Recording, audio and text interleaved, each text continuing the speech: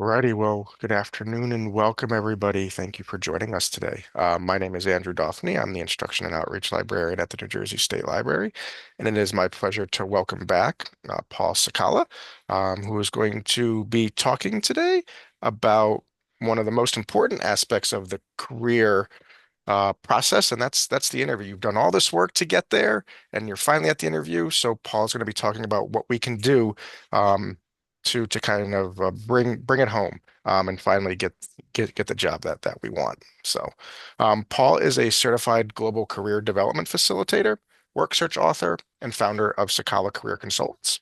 Since 1999, he has assisted over 3,000 job seekers, ranging from C-suite executives to college students.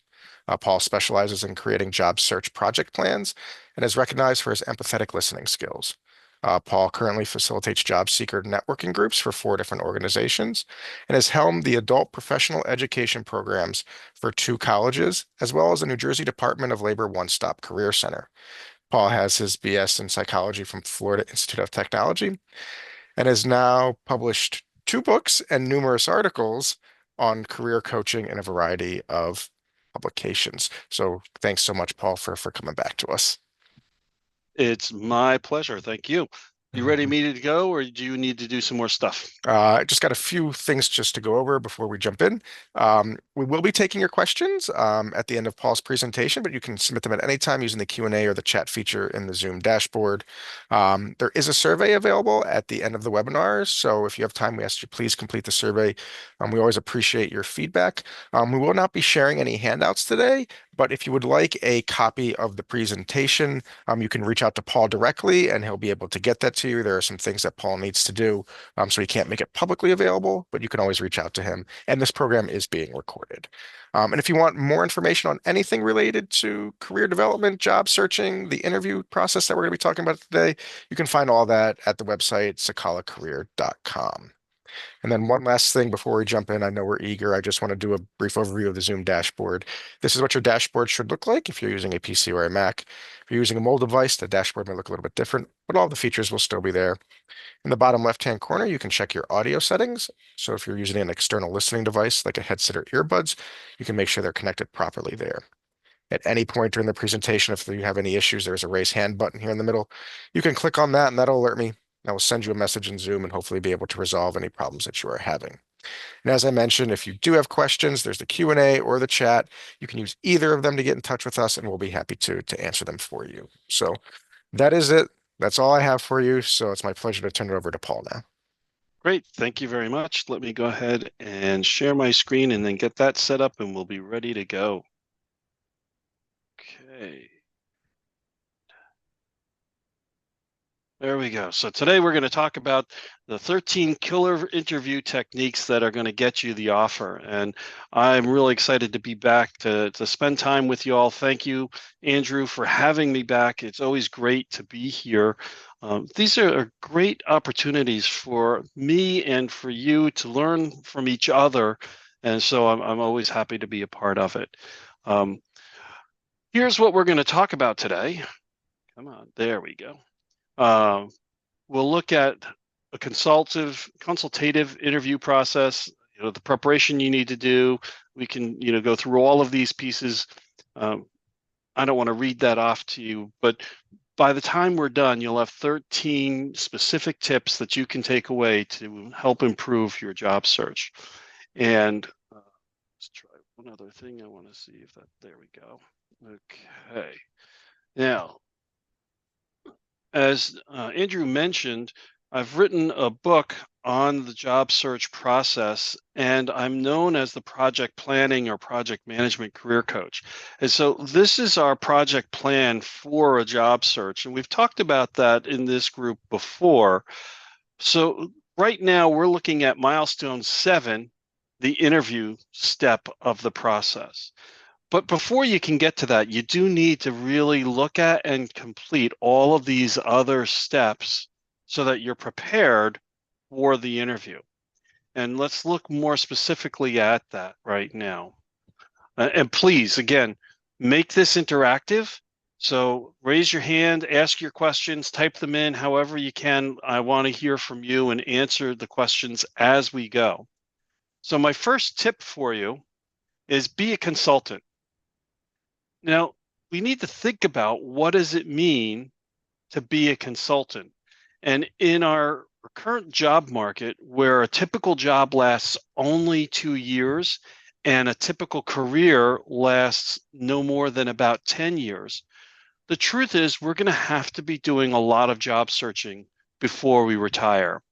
There are obviously some exceptions to that, especially if you're in a unionized organization. The likelihood of staying longer is better. But for most of us, our tenure on the job is going to be very short. The easiest way to extend that time is if we're constantly looking and acting like a consultant. By that, I mean always be looking for what's the next big question that's coming along and how can I be the one to solve that problem?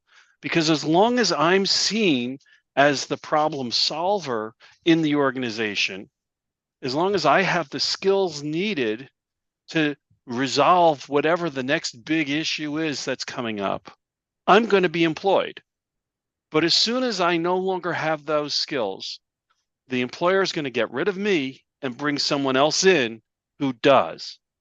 So one of your primary tasks is to always be looking at what are the coming problems and how can I be the one to fix them, especially when you're in an interview process.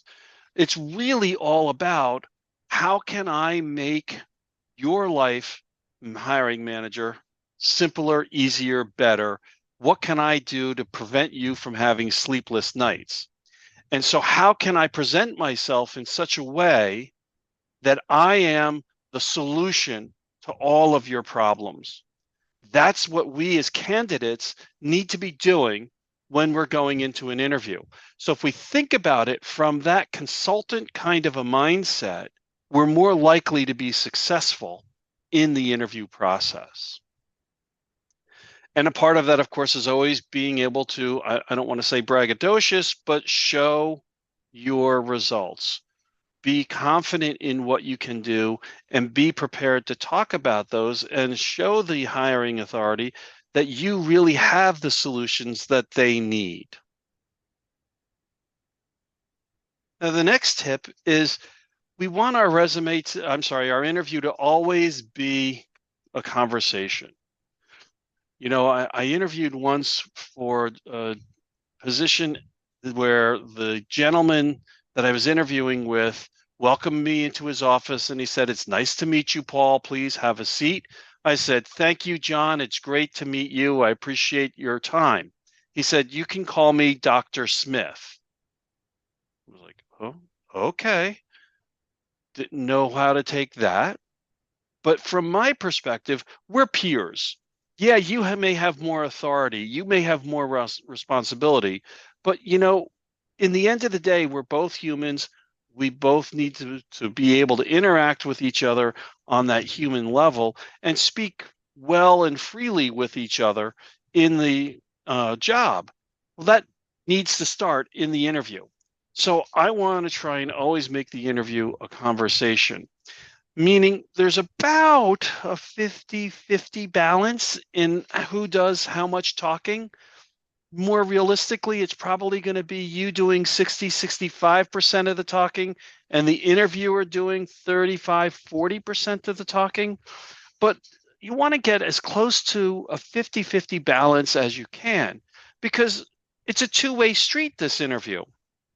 They're interviewing you to see if you are a right fit for the role, but you're also interviewing them. You need to know, is this the right job for me? Do I want to work with these people? Right? So we have to have our own questions prepared and we need to interject them into the conversation throughout the conversation. I also want us to think about always having open-ended questions. We really don't get information when the questions we ask require a single word, yes, no kind of an answer. So rather than saying something like, do you have a break room? I know that's a ridiculous question. Do you have a break room? I would rather ask, can you tell me about the break room and what happens in there when people are taking their breaks. That gets the interviewer to have to talk and tell me something about the culture of the organization. So we want to always ask open-ended questions. And that gives us some chance to also manage the interview, because we want to be as much in control as possible to ensure that we get the information we need and convey the information that the hiring manager needs. And let me stop there for just a second, because I should have said this right at the top as well. If you take nothing else from this conversation today, but this one concept, this concept is going to be the one that's going to improve your job search by 50 to 75%. And the concept is your job search is not about you. Your job search is about the hiring manager and what they want and what they need and how you can help them. So in everything we say, everything we do, everything we put in writing as it pertains to our job search, we want to always do it from the perspective of, if I were the boss and this is all I knew, would I hire me? And if the answer is yes, then you're probably doing the right thing. If the answer is no, then we want to change that to get to that yes answer. But in doing that, we need to then take some control over how the interview is going and what takes place throughout the interview. So, questions on these first two tips? And I'm not seeing anything in the chat or the Q&A. You got any hands raised, Andrew? Not right now. Okay. So tip number 3 is all about the preparation. And I'm going to come back to this in just a moment, but this is a big part of our preparation. We need to be prepared. An interviewer is going to almost immediately stop the interview or certainly lose interest if you don't know something about the company. So you do need to go to the company's website. You need to look at some of their marketing materials. You maybe want to do some research into what's going on in the news with that organization and be able to speak to some of those things as a part of the interview. I know a lot of interviewers who were the first thing they will ask after tell me about yourself is tell me what you know about us. And if the answer is I don't know, then you've lost the interview right then and there. Rebecca, I see your question. We're going to get to that in just a second then. So in preparing for the interview, I want to set up my portfolio pad or my notebook to look like this. Now that I've done that research, I'm going to put those research points right up top here. And by the way, you can see a good copy of this and an explanation of how to use it in the book that I wrote, Take Control of Your Job Search. So it's all workbook, it's all worksheets, the book, and this is just one of them that are in there. So at the top of my note page, I'm going to have the research items, the things that I most want and need to talk about on the job search. That's going to be what I put there. Second, I'm going to put the questions that I need to ask. And these are the top 5 or 6 questions that without an answer to them, I cannot move forward in the process. I don't have the information I need for this job. Now, the only question you're not going to ask at this point is anything related to compensation. We don't want to talk about compensation until the end of the interview process when we're getting a job offer. I'll just make one other comment on that, and then I'm going to go and address Rebecca's question. More and more in the pre-screening phases of the interview process, employers are asking about salary expectations. And it's hard, if not impossible, especially when you're talking to an internal or external recruiter, to get around that question. But when you are asked that question, you want to try and avoid it. And the easiest way to avoid it is to say, well, you have a budget for this position. Can you tell me what you budgeted for the salary for this position? Another way to get around it, or another response is, I'm not looking just at the salary. I'm looking at the total compensation. So I can give you a salary number, but if your benefit program exceeds my expectations, I could probably live with a lesser salary. Or if your bonus plan is not what I expect it to be, well, then I'm going to probably want a higher salary. So, I really would like more information before I give you a salary number. So we try and avoid that at the beginning, but in more and more instances, you're not going to be able to. So Rebecca's question was, can you give some examples of open-ended questions? And that's a really great question. One would be, hey, can you give me an idea of what a typical day in the life of this position would be? Tell me about the person who's leaving the role. What were they successful at doing, and where did they have difficulties? And I would ask that instead of asking, is this a brand new position or has somebody held it before? I'm going to assume that somebody's already had it, and I'm just going to start asking, what would that person like? What were they good at? What did they fail at? So that I can get a sense of what I need to do. But open-ended questions are just simply those where yes or no or one word is not going to suffice for an answer. You're seeing that more on the other side of the coin as well, and we'll talk about that in just a second when we're looking at what are the questions employers are asking you.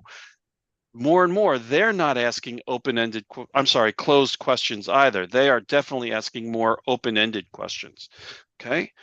Negative information about the such as the lawsuits. Okay, so Denise is asking a little bit more about the research that you want to do in terms of finding negative information about an organization. And so there are a couple of sources for that. Certainly, the news media is always going to be one source that you want to go to for negative information. I don't like to focus on the negative, but I want to be at least aware of it. So I appreciate your question, Denise. Another place you can go was any of the websites that are, like Glassdoor or Indeed, where they do reviews of an organization. The problem, though, with reviews and negative information that's outside of the mainstream news media is that you're absolutely getting the bias of the writer or provider of the information. So a lot of people like to go to Glassdoor to learn more about an organization. And you're going to probably see, for example, two extremes. You're going to see the person who just got fired the other day, who's going to trash the organization and tell you that they're absolutely horrible, the worst place in the world to work for. And then you're going to see the others that are brand new or great employees that have been there for a while and maybe even got paid to be an employee.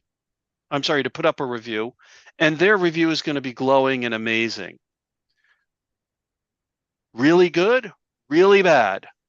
Somewhere in the middle is the truth, right? So I always recommend that you take any review, good or bad, with a grain of salt and try and find other corroborating sources to share about that.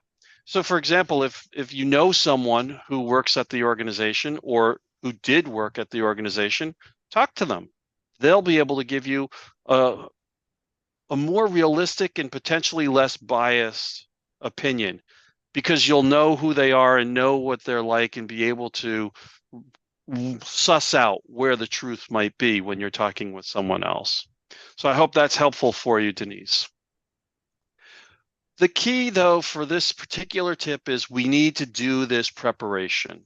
We need to know what we're talking about when we walk in the door. Now, the next 5 tips cover what I call the 4-step interview process. And I've kind of created this by taking information from a bunch of different sources and put it together. And I got to tell you, the results that my clients see with doing this 4-step process are really phenomenal. Roughly 95% of the people who use this process end up with a job offer. So let's look at those 4 steps to the interview process. And the first step, our tip number 4, is we need to get to that first qualifier. The first qualifier is all about the job. It's all about, what is this job? So typically what's going to happen, the first question you're going to get in an interview is going to be something like, tell me about yourself, right? Or can you share some things about why you think you're most qualified for this position? So you're going to give your answer. You need to keep it less than 2 minutes. And it needs to be really focused on the position as you know and understand it, and addressing the key issues from the job description and from your research that relate to this particular position. But when you're done, you want to immediately turn the conversation around, take some control, and ask one or both of these questions or questions like them. So, I'm going to say something like, I'm Paul, this is what I do, blah, blah. But, I can talk about myself forever and never really get to the most important information that you need. I've read the job description and I understand from it what it's about, but I'd like to hear from you. What are your key performance indicators or qualifications for this position? Who are you looking for? What do they look like, the person you want to hire for this role? And my goal is to get that interviewer to think and talk directly and specifically to what they need. I had a client who asked this question in an interview process, and I want to give you a quick example of how it went because it was pretty amazing. The first interview was with his direct supervisor, a vice president. And the response was, this is a sales management job. I need you to bring in the revenue. I need you to build this sales team to be the number 1 sales team in the company, in the industry. So he knew what he needed to talk about when answering all his questions. They all needed to be about, how am I going to generate revenue and build the team? He got moved on to the second interview, and that was with the vice president of human resources. And he asked this question of the human resources department. And the VP of HR said, I need to know that you are going to mitigate all our risk. My concern and fear is that our customers are going to sue us, or our employees are going to sue us, and I need to know what you're going to do to ensure that doesn't happen. So same job, sales manager, completely different focus for what the interview was all about. But now he knew what to talk about with the VP of HR. The third interview was with the chairman of the board, who also was the president of the company. And at the time, this client was around 35 or so. The chairman was, 55, 60. It's a Fortune, their customers are Fortune 1000 customers. And so when he asked this question of the chairman, he said, you're going to be interacting with all of my friends, the chairman, the CEO, and the presidents of the Fortune 1000 companies. You're a lot younger than we are. I need to know that you're going to not embarrass me in front of my friends. And so now he knew what to talk about in that interview. But it was the same job that he was interviewing for, 3 different people, 3 completely different expectations out of the interview. And by asking these questions and then adjusting his responses to the questions that he was asked based on their response to what are the key qualifications of the position, he was able to get the job. And he did quite well, frankly. So we want to always ask this first qualifier questions. What will be my key performance indicators for the first 30, 60, 90 days? What are the qualifications of your ideal candidate for this role? Can you give me an idea of the key duties and responsibilities from your perspective in this role? Questions around that. And again, Rebecca, those are all open-ended questions. Okay. So now I see a question here.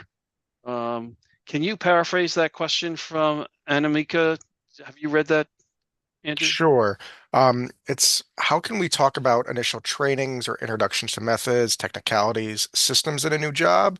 So basically, who will be responsible for that training, the oversight that they'll be providing? So basically, how you get Okay. introduced to a job, Yeah. and everything that goes into that. So, so one of the, a great question to ask as a part of the interview is, can you tell me about your onboarding process? And that will get you information about how are they going to prepare you from day 1 to day 90 to be operational and functioning in the role. So if that's what your question is about, that's a great question you could ask at that point. Okay, and okay. Any other questions that we need to address at this point? Not right now. Okay, so the second step, here it is again, right? Tip number 5, which is one I gave you already. It's all about the boss. It's all about the hiring manager. It's not about you. So make sure that you're always talking from the perspective of that hiring manager. Okay. And then our 6th tip gets to the second step in the interview process, which is the big conversation. And that's going to be the longest part of the interview, that conversation. So we need to be prepared to tell our success stories. And most common today, people are using the acronym STAR: situation, task, action, results. And then many are adding either the V or the B, value or benefit to the employer. And another acronym is CAR: challenge, action, results. The idea here is in 90 seconds or less, I want to be able to give you a full story that addresses whatever question you're asking. I had a client who was an admin, and on her resume, she had 4 words as one bullet: experience with Access databases. So I said to her, could you tell me about your experience with Access databases? Typical interview question for the role she was applying for. It took her 15 minutes to tell me the story. So I pared it down and made it more concise, and I used the STAR format for it. And I said, so I remember when I was working for Prudential in the fraudulent claims department, there's part of the situation. I needed to identify ways to reduce the number of fraudulent claims we were making payments to. There's the task. So here's what I did. First, I created an Access database. And at first, it didn't have a lot to it, but there were about, in the end, 100 different fields. And after a year, we had about 5,000 or 6,000 records in the database. The fields I started looking at were things like, who are the lawyers involved in all of our fraudulent claims? Who were the doctors involved? What were some of the injuries involved? Where did the accidents occur? Were there specific vehicle types that were involved, or specific rooms in the house? And I tracked all of this data and a whole bunch more. And after a month or two, with just a couple of hundred entries into the database, I started to see some patterns emerge. At that point, I created about 20 or 25 micro programs to analyze the data and help me with finding the trends. I then went to my boss and I said, listen, I think we can significantly reduce the number of claims we pay by following some of these trends. For example, there were in 74% of the cases, there were 15 law firms involved. And in 68% of the cases, there were 12 specific medical practices involved. And in a whopping 86% of the cases, there were 15 different injuries involved. I think if we track any case that comes to us from those doctors, those lawyers, or those injuries and flag them for further investigation, we should reduce our fraudulent claim payouts. At the end of the first year, we had reduced fraudulent claims by $1.5 million. That's the way I think about a problem and how I look to resolve it. So you tell me what your problem is, I'll find the way to resolve it as well. Now, after hearing that story, how much have you learned about the individual and about their ability to work with Access databases? So in telling that story using this star or CAR format, you're giving the interviewer a lot of really powerful information that answers a bunch of questions for them. Then you might want to follow that answer up with a question of your own. Notice, though, how it was speaking to the interviewer's needs, not yours. Any questions on the star or CAR format? I know that's pretty popular, so I would hope people know about that. So let's look some more at some of the open-ended questions that you might want to ask. And here are some examples that I might use. Of course, I actually have a list of about 150, 200 different questions that half of which you might be asked on an interview and have to have an answer prepared for. The other half are questions that you might want to ask. This is just a sampling of some of those questions. I'll just give you a moment to read through those a little bit. But again, the key is ask your open-ended questions. And you can see as you read those questions, a simple one-word answer will not suffice. How do you define success in this role? Yes. Doesn't work, right? So that's your clue to whether or not it's an open or a closed question. Now, my 8th tip is all about the trial close. And that's something that's a sales term, because in the end, an interview is nothing more than a sales call. And so we have to become pretty good salespeople. And in a trial close, the salesperson is kind of testing the water. Are you ready to buy? Is this the right thing for you? Right. So you want to ask this question at the end of the interview. And typically, you're going to ask that when the interviewer says, do you have any questions for me? And of course, the wrong answer is, no, I don't have any questions for you. But if you've done a good job in the conversation, you may have already asked the 4, 5, 6 questions that you've prepared, and that's really great. You still have 2 questions that you want to ask that are a part of this trial close. And the first question is going to be, so Andrew, tell me, what do you like about me as a candidate for this job? What do you like about me as a candidate for this job? And as I ask it, I'm smiling, I'm shaking my head yes. I want the interviewer to be thinking all good, positive thoughts.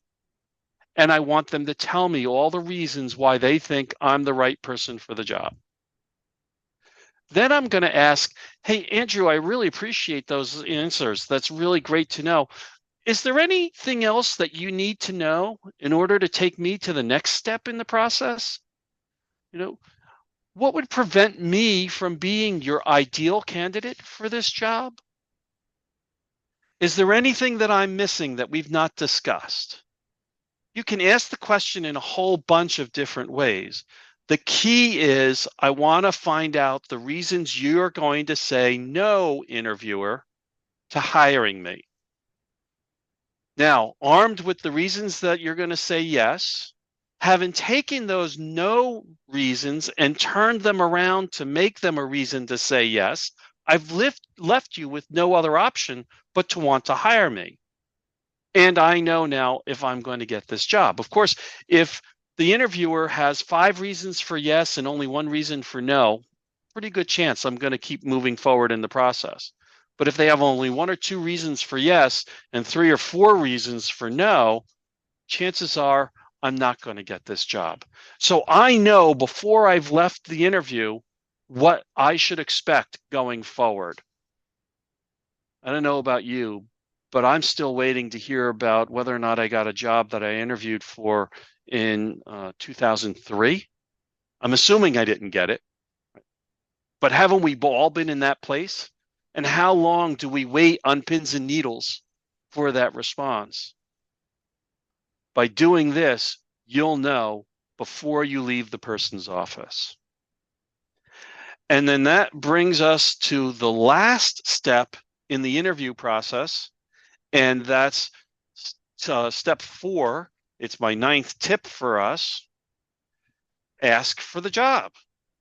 Now, in some cases, literally, you may feel confident enough, having gone through the interview, that you want to ask for the job. If you know this is the last interview in the process, you definitely want to ask for the job. In all other cases, it may be, let's set up the next step. Right? So I've just asked you the trial close questions. I've gotten a good response. What are the next steps in the interview process for your organization? Well, Paul, we've got 4 or 5 more people we need to interview. It's going to be a week or 2 before we are ready to take the next step. Hey, that's fantastic. I appreciate it. So today is Friday the 13th. 2 weeks from now would be Friday the 27th. If I haven't heard from you by then, can I give you a call that morning to follow up and see where you're at? Notice I'm taking responsibility for the follow-up conversation. The hiring authority and whoever it is you're interviewing with, they're busy. They've got everything else going on in their job that they have to deal with and worry about. The last thing they're thinking about is calling or talking to you, especially if you're not the candidate of choice. I don't want to sit and wait. I want to know definitively. And I want to make it easy for you as the hiring manager to do your job. So I'm going to take responsibility for calling you back. Now, of course, whatever date you set for that call, you damn well better make it, because if you don't, you clearly don't want the job, and I'm going to move on to another candidate. But don't wait for them to call you. You set up the opportunity to call them. Okay. Now, I see a question from Sabina, and I'll give everyone a chance to put in other questions as I answer this. In all interviews I've been seem to open to questions towards the end of the interview. What's the best way to interject early on? It's a great question, Sabina. And so how do I make this conversational in step 2 of the interview process? So you've asked me a question as the interviewer. I've responded to it. Let's say, the question is, Paul, tell me about your experience with access databases. And I share that story. And when I'm done with the story, I immediately say, can you give me an example of how often that would be a solution you need in your organization, right? Or you might say, can you give me an example of the type of access databases I'll be working with in this role? So I'm immediately asking a question at the very end as a part of my response to the interviewer's question. I hope that helps for you, Sabina. Any other questions at this point? I'm not seeing anything. Nope. Okay. So my 10th of our 13 tips, oh my God, it just hit me. 13 tips. Today's Friday the 13th. Okay, that's kind of weird. Sorry, a little ADD going on there. Tip 10, things that you should do and shouldn't do in an interview. You know, a lot of this is common sense. Most of us know these kinds of things. Um, Anymore, I'm actually suggesting, you know, people will often say, don't bring your phone to the interview. But I'm suggesting, especially for those of us who are 45 and older, bring your phone, put it in airplane mode so it doesn't disrupt the interview. But then when you get to that step 4 and you're asking about setting up the next conversation, you can pull your phone out and go right to your calendar and enter that conversation time and date into your calendar. What you're doing is showing the employer you have some tech savvy. You understand and are able to use modern technology. So I would consider doing something like that. Um, you do want to take notes while you're in the interview, but I encourage you to ask permission first. That same Dr. Smith, when I asked him if I could take notes, he said no. So the combination of him requiring that I use his formal title rather than his first name, combined with not allowing me to take notes during the interview, I knew right then and there this was not going to be a good cultural fit for me, and I didn't want the job. I still went through the interview process and I did get an offer, but I was in the power seat now of being able to say, thank you, no, I don't want you. And I had made that decision relatively early on. Obviously, good eye contact, good handshake, lots of smiles. You want to come off as high energy. So, especially, for example, when we're interviewing at home on Zoom, you might want to take the interview from a standing position because when you're standing, it requires more energy, more enthusiasm, more excitement, and that's going to project through the camera when you're doing that. Whereas a lot of people, you know, right now, for example, I have a pillow behind my back to push me forward in the seat. Oftentimes you'll see with newscasters, instead of sitting against the back of the seat, they actually are sitting on the edge of the seat. And they're doing that because it forces them to be more energetic. It forces them to sit up straight and tall, and it gives them a much better camera presence. We need to do the same thing when we're online. In fact, in my book, I've got a whole worksheet just on tips for how to do a successful video interview. So you might want to look at that. Um, Obviously, we don't want to be aggressive. We do want to be assertive, but we don't want to be aggressive in our job search. Um, we want to be, we don't want to be evasive. We don't want to do a lot of fidgeting, which actually I'm finding I'm doing a lot of moving in my chair today. Don't want to be doing that. And then clearly we don't want to have anything to eat or drink with us when we're in the interview. Okay. Aurora at the, I'm sorry, Anura at the end, I'll have a QR code that you can go to get access to the book. Right now, unfortunately, it's not in an ebook version because you can't fill out forms or worksheets on a Kindle. So it's only available in print at the moment, but by January, I'll have rectified that and found a way to, you can get an ebook and then come back to me to get electronic versions of the worksheets. Tip 11, I'm still old school, dress for the interview. Even though today is casual Friday in a lot of places, hell, many businesses have gone to full-time casual. I still want to dress at least one step above what the interviewer is going to be dressed at or is expecting. So if it's a casual atmosphere, that's great. I'm still going to wear a button-down shirt and a sport coat. I may not put a tie on, but I'm definitely going to wear a button-down shirt and a sport coat. When I was working in aviation, sorry, enunciate clearly, my sales role was to sell both to the chief pilot and the director of aviation for the companies. Those gentlemen or women would normally report directly to the CEO or the chairman of the board. They were always dressed in the formal business suit, banker's attire. So when I went to their office, I needed to be dressed similar to them for them to take me serious and want to talk to me. Then I would leave their office and go down into the hangar of the airport, the company at the airport, and talk to the chief of maintenance for the aircraft. And he was usually up to his elbows in grease, and real dirty, real down to earth, kind of a, salt of the earth kind of people, right? And if I walked to them all dressed to the nines and stuffy, they're going to be like, who the hell are you? You don't know me or anything about what I do. Why would I want to talk to you?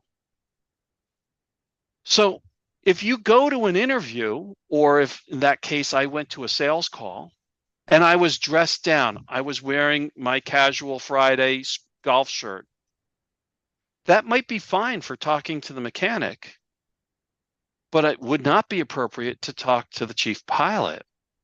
So I would dress up. But when I left the chief pilot's office, just as I have today, I'd roll my sleeves up, I'd take the jacket off, I'd loosen my tie and collar, and I'd get a box of donuts from the car, and then I'd go talk to the chief of maintenance. And now he'd be ready to talk to me because I'm more casual, I'm more relaxed. I can always take what I dress up and relax it. But if I start dressed down, I can't elevate that. So I always say, let's dress above what the expectation is. And then I can always loosen it up and make it a little bit relaxed as I need to.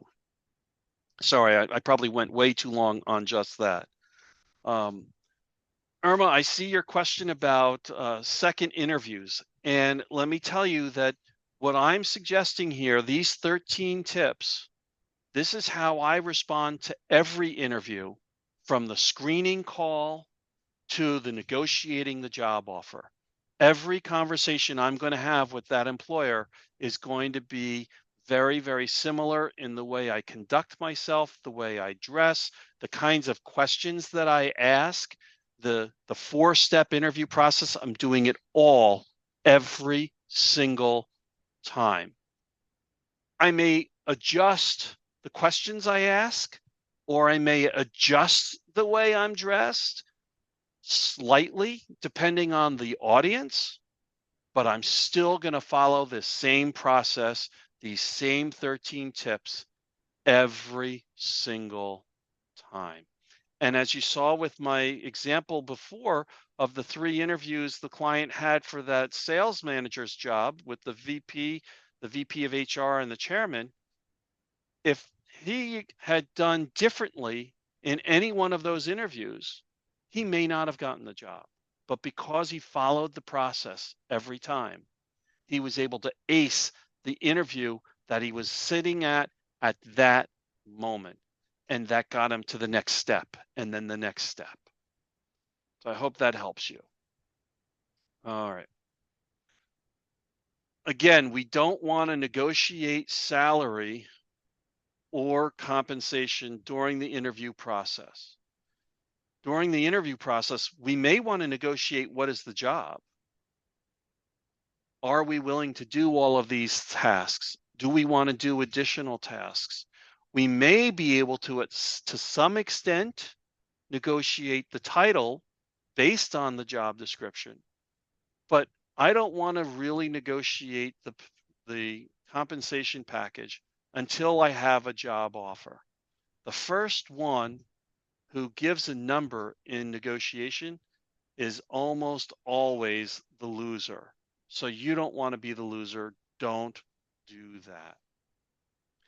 We do need to know the range that the position is offering before we go into the interview process. Again, Indeed or Glassdoor is places you can get that information.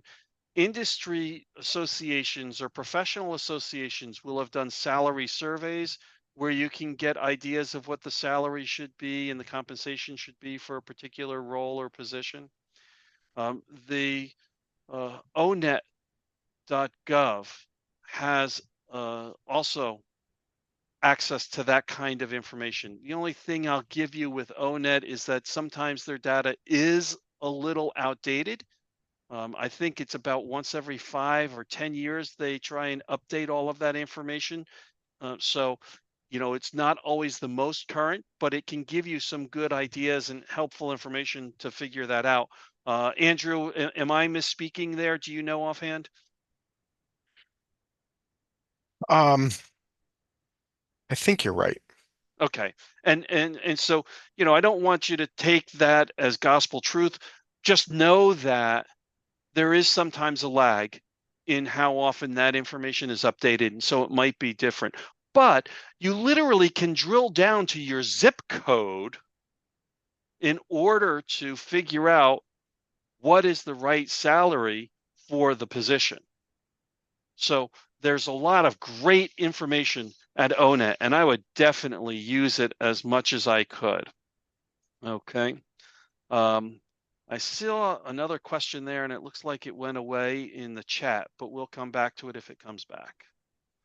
So, know their range. During the interview, you want to try and divert away from talking about salary, as I mentioned earlier. And oftentimes, it could be as simple as just distracting the interviewer by asking another question about something else. You know, that's a really good question. Before I can answer it, I need to have the answer to this.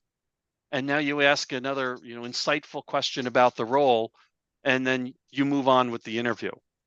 Okay.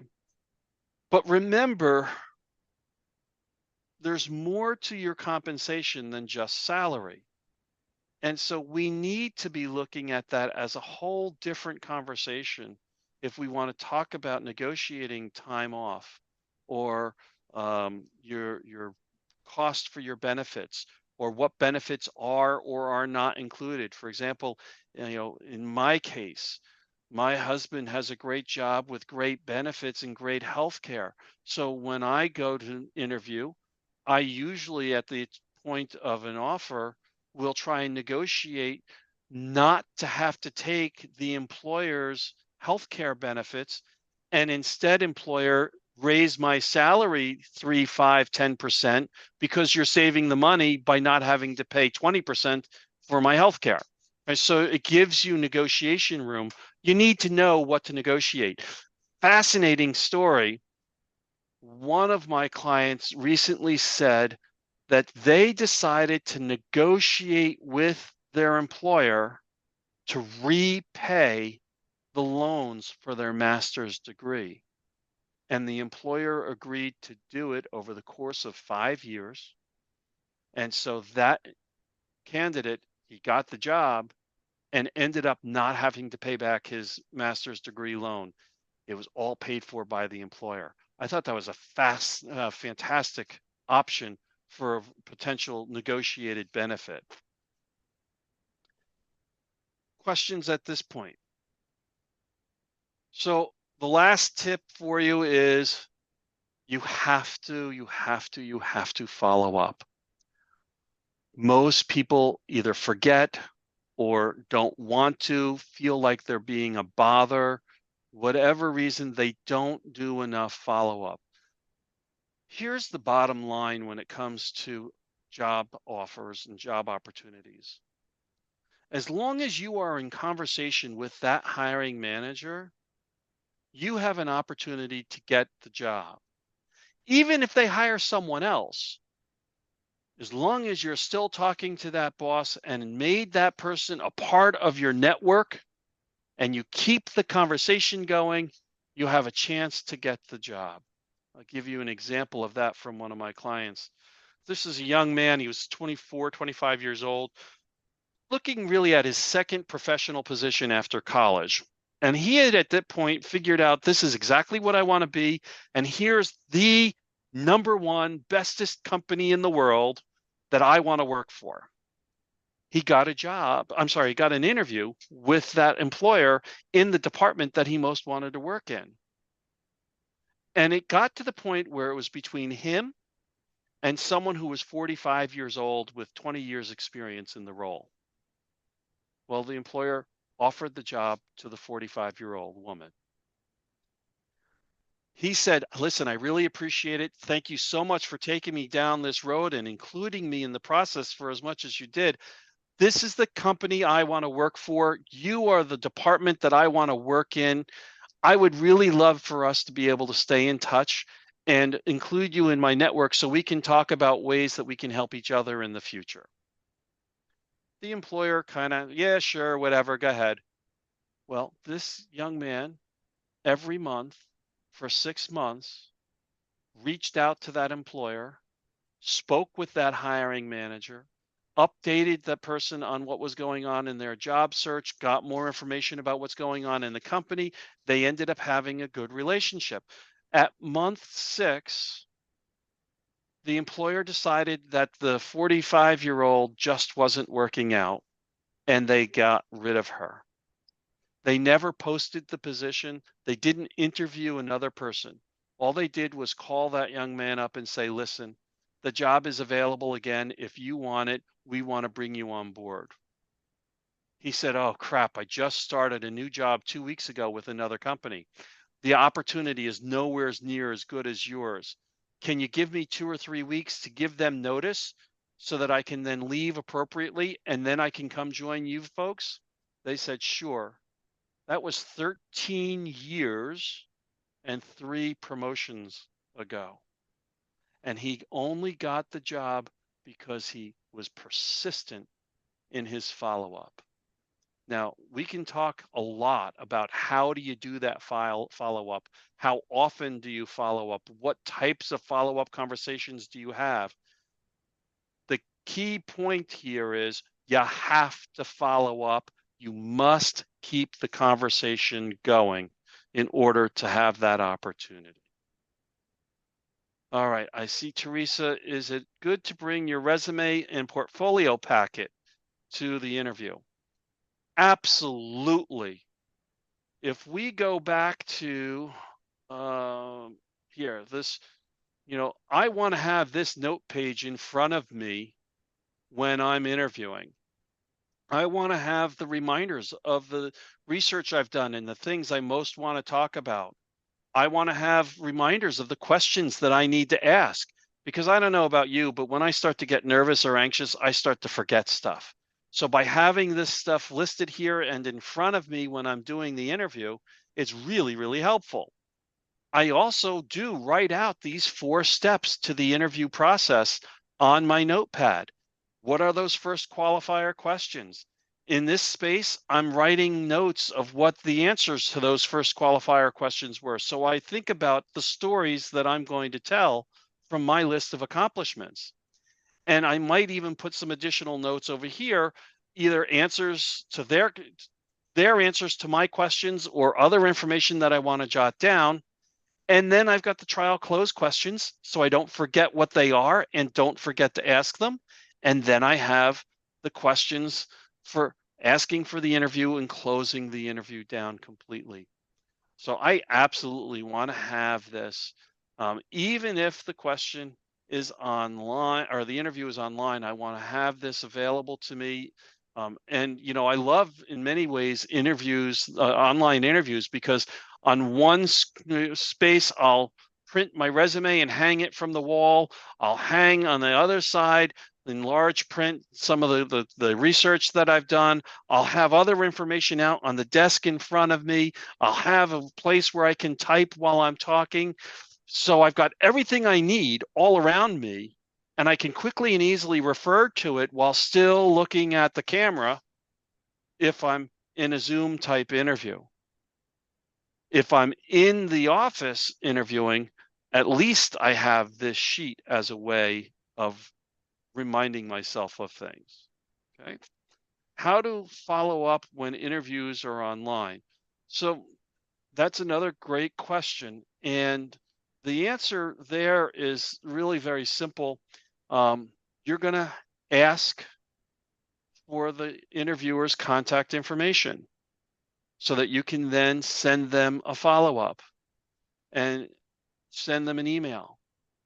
So one of the first things, especially if I'm in person, I'm going to bring my business card and I'm going to put it right down on the desk as soon as I walk in and give it to them. I'm looking to see if their business card is available so I can grab it right up front. And if it's not available, I'm going to ask them, by the way, do you have a business card? I'd love to have it so we can keep in touch. But you absolutely need to and want to follow up. And those are some of the ways that you can make that happen. You stated it should be asked to close the interview with the negatives. Don't be hard. Interviews. Okay, so great question, Sabina. She's asking about the second qualifier questions, the trial close. Right? Why would I want to ask this question? What would prevent me from being the ideal candidate for the role? Does that make interviewers uncomfortable? And it may make them a little bit uncomfortable, but again, that's information then that you can use to decide whether or not this is a good role for you. More important though, I need to know, have I addressed all of your concerns? Have I provided you all the information you need in order to say yes to hiring me? And this question or something like it is going to be how I get to that. There are a lot of different ways you can ask it. Some are more assertive than others, but you definitely want to ask the question like that. Great question. Thank you. Oops, there we go. Any other questions before we wrap up? Yeah, there's a couple. What would be a good subject line for a follow-up in email? Thank you for the interview today. Real simple. Now follow-ups beyond that could be, I'm checking in, I on our interview from last week, or it could be, I saw this in the news. What's your take? And then you share a news article about the company or the industry, give them some of your thoughts on it and ask for their thoughts. There's a lot of different ways to follow up. And so the specific subject line is just going to be appropriate to whatever the follow-up you're doing is. Good question. What else? How to phrase the question about what resources and ways they can help me grow professionally while in the position, um, and maybe how often. So it sounds like professional development. Yeah. So you can just say something like, can you give me a little bit of information about your professional development process? How do you help grow your employees? What's that look like? So those are a couple of ways that you could ask that. These are really great questions. Thank you, folks. Any other last questions? So I facilitate, as Andrew mentioned earlier, a bunch of different groups related to job search. All of them are available at no cost. At the moment, all of them are online, so it doesn't matter where you are, you are welcome to join them. These four have some level of discernment, meaning you need to be a part of the group, if you will, to join it. So the Yojo Club is specifically for people who are under 30 years old and just starting out in their career. The Outstanding Careers Group is specifically for the LGBTQ community. And the Panther Alumni Career Coaching is specifically for alumni of Florida Institute of Technology. I put this one on here, though, because if your alumni association is not providing some type of ongoing job search support for their alumni, well, I'll be happy to work with you and them to create a group for that college. Executives in job transition, really anyone would be eligible and welcome to join that group, as well as professional support group of Morris County. These four are more peer support groups where you're going to talk about, here's my greatest challenge, how can I fix that, and the group is going to help you with coming up with solutions. PSG is more of a speakers group where we'll have a guest speaker who is an expert on a specific topic. This Wednesday, we had someone who was an expert on identifying scam profiles on LinkedIn. Um, Next week, we have a recruiter coming who is going to basically have an open mic and answer all your questions about how to work with a recruiter. So they're experts in their space and they'll share information about that particular area of expertise as it pertains to job search. You're welcome to attend any of them. All you need to do is reach out to me to get the Zoom information. And then I've got a few other presentations upcoming. So these are some of the topics I'll be talking about over the next several months. And this is my book, Take Control of Your Job Search. It is available on Amazon, or you can get it directly from me. You can reach out to me at the QR code or any of these methods here. And if you would like a copy of these slides, I'm more than happy to share them with you. You do need to just email me and request the slides. Mention that you were a part of this presentation so I know where I heard of you, and I'll be happy to send you the slides all you want. With that, I'm done. Andrew, thank you again for having put me on and giving me the opportunity to share. I'm so appreciative of this, and I look forward to coming back, I think in December, right? Yep, in December. So, I did have a question about how do you navigate asking employers what they offer in terms of an employee assistance program and mental health resources? That's a big thing, especially for younger workers entering the workforce. So how do you address that? Yep. So um, typically, I would try not to specifically address that until I have a job offer.